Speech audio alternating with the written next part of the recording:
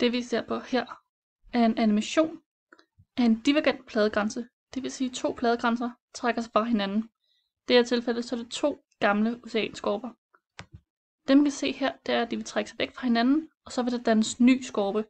Det vil sige, at der kommer noget magma op her, og bliver dannet til jordbund, altså til en ny skorpe. Det kan vi også se på den her animation, hvor der kommer noget delvis opsmeltet kap, som så danner et magmakammer, som står her.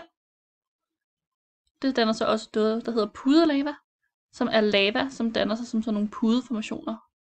Altså at det først kommer op som en lille klump, og så størkner det, og danner en ny lille klump, og størkner, og danner en ny lille klump.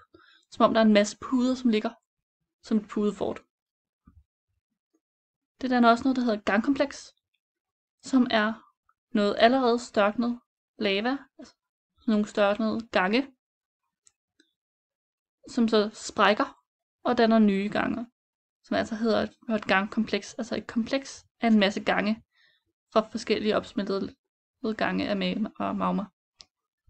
Så er der også det, der hedder gabu, som er noget fra magmakammeret, som er størknet, før det kommer op til havet.